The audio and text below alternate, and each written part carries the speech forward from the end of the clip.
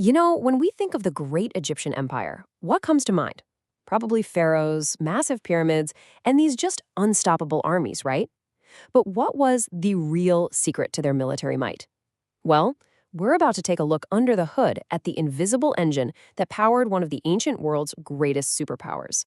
Yeah, this is the image we all know, the pharaoh, standing tall in his war chariot, just completely dominating the battlefield. For centuries, this has been the symbol of Egyptian power, a kind of Bronze Age superweapon that seemed to give them this massive tactical edge. I mean, it's cinematic, it's powerful, and it's pretty much how we've all been taught to see their dominance. But was it really that simple? Was one single piece of tech, was that truly the key to conquering and holding a massive empire? As we're about to find out, the real story is, well, it's a lot more complex, and honestly, it's way more impressive.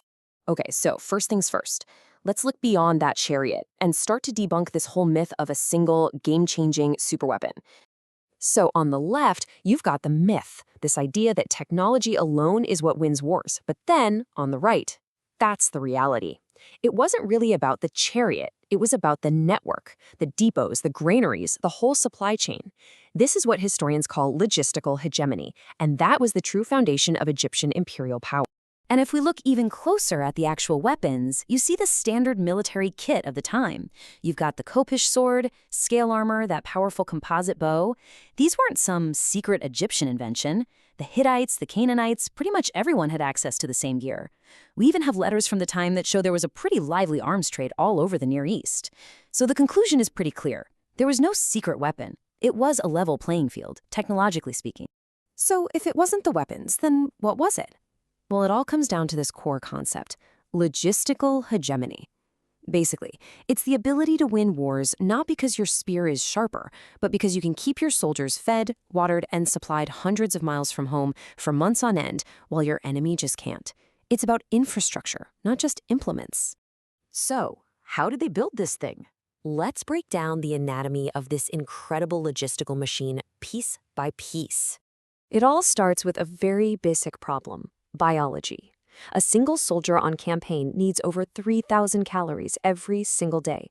And in the blistering heat of the Sinai Desert, that same soldier needs somewhere between 7 to 10 liters of water.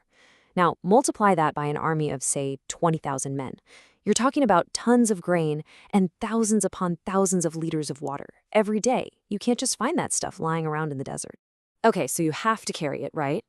But here's the next big problem, something military planners call the operational leash. The donkeys and oxen that you're using to carry all your food and water, well, they need to eat and drink too. They literally start consuming the very supplies they're carrying, which puts a very real limit on how far an army can march before it just runs out of everything. And this is where we get to the absolute genius of the Egyptian solution. It was beautifully counterintuitive. See, instead of trying to carry more stuff, which was basically impossible, they just re-engineered the environment itself. They built a system that brought the supplies to the army wherever it needed to go. And this is it, the Ways of Horus.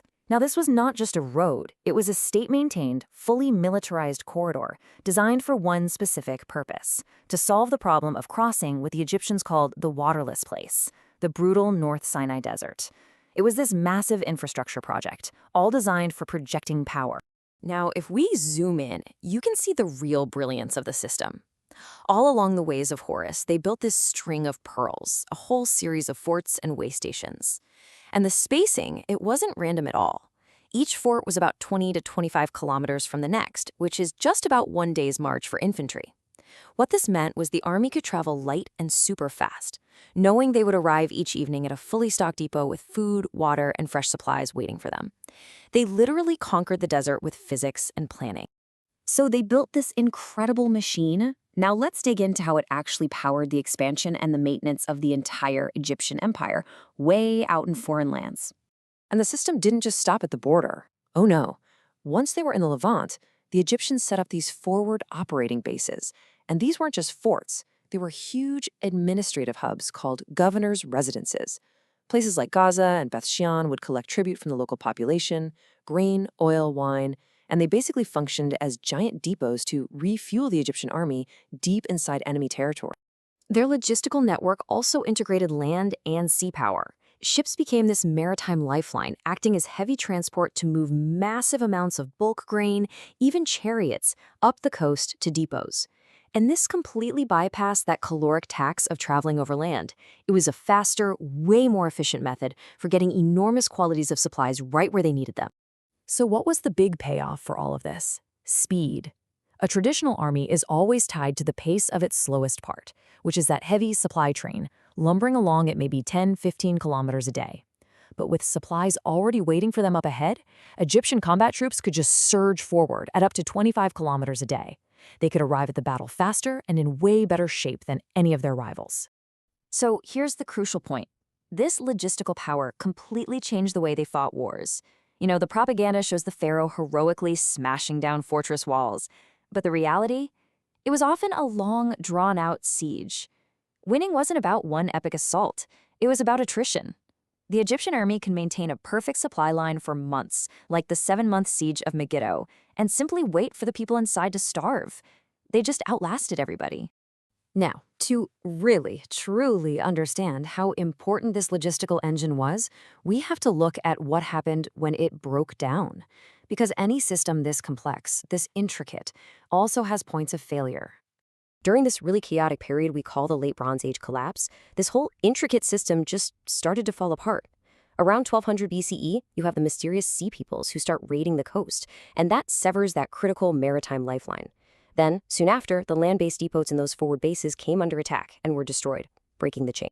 The results of all these disruptions was, well, it was catastrophic for them. With the coastal routes cut and the forward depots burned to the ground, the logistical network just collapsed. The army in the Levant was suddenly cut off. It completely lost its ability to project power, and without supplies, it couldn't operate. The only choice they had was a full retreat, and Egypt's empire in Asia just shrank all the way back to its own borders. It really leaves us with this timeless military principle, one that was proven thousands of years ago by the rise and fall of the New Kingdom. Strategy's important, sure, and heroic warriors are inspiring, but empires are built and maintained on something way less glamorous: the steady, reliable, and totally invisible engine of logistics. It was true for the pharaohs, and you know what? It's still true today.